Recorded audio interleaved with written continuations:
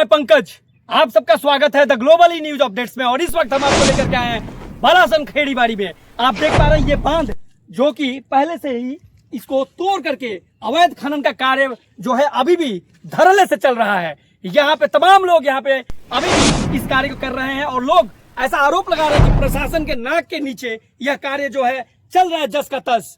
इसमें प्रशासन को अविलंब नकेल लगाना चाहिए। आइए इसी से जुड़ा हुआ देखें। आपको बता दें, ग्रीन जोन जो इलाका होता है उसमें आप खनन नहीं कर सकते, ऐसा प्रशासन का रूल्स रेगुलेशन के तहत आता है। लेकिन इसके बावजूद भी यहाँ पे कार्य इस तरह का हो रहा है और देखने को मिल रहा है। आप क्या कहते हैं इस बारे में? इसी से जुड़ा हुआ आइए हम आपको एक संक्षिप्त और विवरण देते हैं। यहाँ पे एक रिपोर्ट दिखाते हैं और उस रिपोर्ट को देखने के तत्पश्चात आप समझ जाएंगे कि वास्तव में माजरा और मामला है तो है क्या। जो दर्शक हमारे साथ जुड़े हुए हैं, मैं आपको बता दूं कि इस वक्त हम आपको बालासन के खेड़ीबाड़ी से आपको लेकर के आए हैं और वहां का दृश्य को दिखा रहे हैं, जहां पे आप देख रहे हैं धड़ल्ले से चारों ही दिशा में यहाँ पे लोग कैसे कार्य को करते नजर आ रहे हैं। जो को समझे विस्तार से। आप सभी का दिन शुभ हो। भारत माता की जय, हिंदुस्तान जिंदाबाद। नवजीवन हॉस्पिटल में आपका स्वागत है। अनुभवी डॉक्टर, आधुनिक तकनीक और समर्पित देखभाल, सब कुछ एक ही छत के नीचे। नवजीवन हॉस्पिटल, जहां होती है स्वस्थ जीवन की शुरुआत। चेक पोस्ट ट्रेडियम बिल्डिंग, 3rd फ्लोर, सिलीगुड़ी।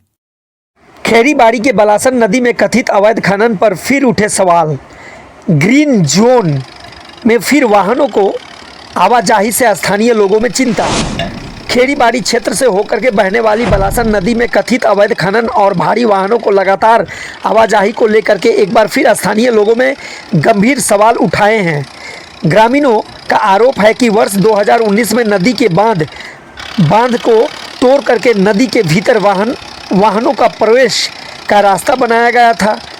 उनका कहना था कि इसके बाद से ट्रैक्टरों और अन्य वाहनों के माध्यम से नदी में बालू और पत्थरों की कथित खनन लगातार जारी है।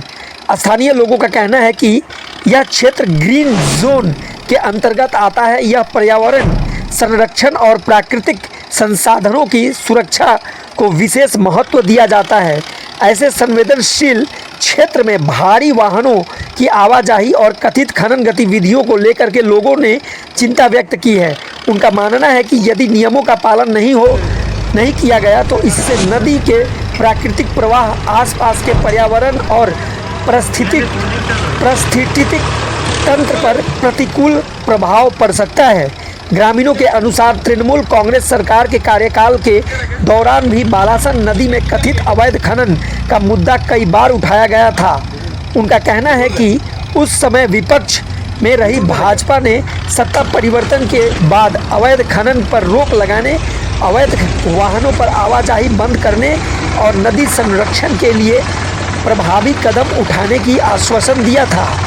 स्थानीय लोगों का दावा है कि सरकार में परिवर्तन हुए लगभग 2 महीने बीत चुके हैं, लेकिन अब तक इस दिशा में किसी ठोस कार्रवाई या स्पष्ट परिणाम का जानकारी सामने नहीं आई है।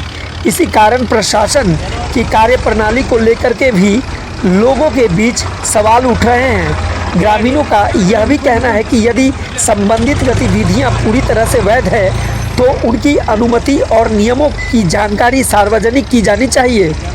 वहीं यदि किसी प्रकार का अवैध गतिविधि हो रही है तो संबंधित विभागों को निष्पक्ष जांच कर आवश्यक कार्रवाई करनी चाहिए। लोगों का सवाल है कि यदि खनन अवैध है तो आखिर इतनी बड़ी संख्या में ट्रैक्टर और अन्य वाहन नदी के भीतर किस प्रकार संचालित हो रहे हैं।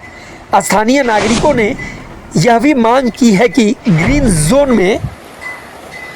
जोन में होने वाली सभी गतिविधियों को नियमित निगरानी की जाए ताकि पर्यावरण नियमों का पालन सुनिश्चित हो सके और प्राकृतिक संसाधनों का संरक्षण किया जा सके। दूसरी ओर नदी से जुड़े कार्यों में लोग, श्रमिक और आजीविका को लेकर के चिंता व्यक्त की जा रही है।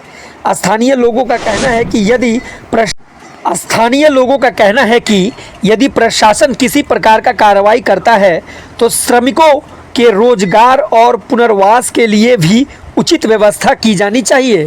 फिलहाल इस पूरे मामले में प्रशासन या संबंधित विभाग की ओर से कोई आधिकारिक बयान जारी नहीं किया गया है। प्रशासन की प्रतिक्रिया प्राप्त होने पर उसे भी प्रमुखता से प्रकाशित और प्रसारित किया जाएगा ताकि सभी पक्षों की बात निष्पक्ष रूप से जनता तक पहुंच सके। आइए इसी से जुड़ा हुआ देखिए एक रिपोर्ट।